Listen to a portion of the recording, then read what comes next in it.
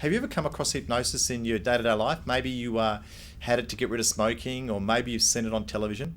Hypnosis isn't really like what you see on TV though, where they get you to look at the watch and then they snap their fingers and you end up barking like a dog. Okay, although some of you might be doing that right now. It's actually just an altered state of awareness. I can guarantee that all of you have been at some stage, probably numerous times throughout this program, in a trance state when you've been listening to the sound of my voice. So have you ever driven somewhere and when you got to your destination wondered how you got there, and you kind of knew you drove through a couple of suburbs or past some lights, but you don't remember, and alcohol wasn't involved? Ever done that? Well, this is a trance state. It's basically an altered state of awareness. Your conscious mind gets distracted by thinking about other things, but your unconscious just takes you over. It records everything without you even knowing it.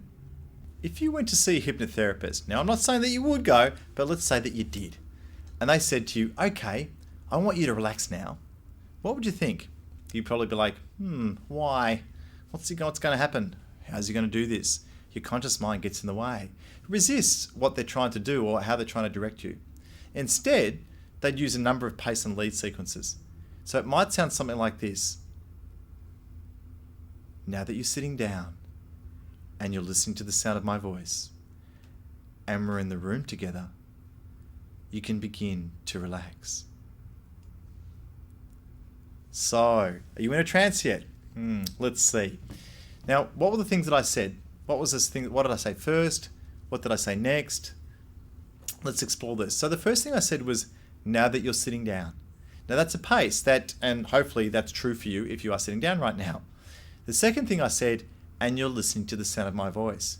Now what I find, a lot of people don't remember that part. They completely forget the second one. So maybe you caught it, maybe you didn't. Maybe you're good at staying out of a trance. But often what happens is you're trying to follow the first one and you just go, and keep moving through.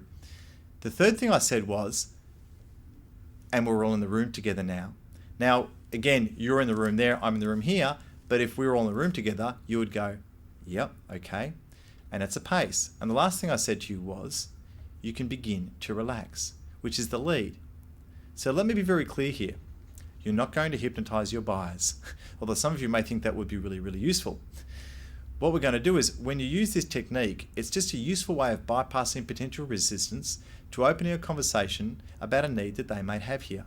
In fact, what I find is that by using paces and then the lead, you kind of like, by getting them to agree internally, they'll kind of go, okay. And they just kind of go along with what you were saying. So very effective. Again, something you might want to use at home. Okay. So you'll probably find that many of you are already using linking statements, but maybe with just one pace and one lead. So as an example, as it's raining outside today, let's stay indoors. There's a linking statement. To help get your buyer agree with you internally, we suggest using 2 or 3 paces at most and then a lead.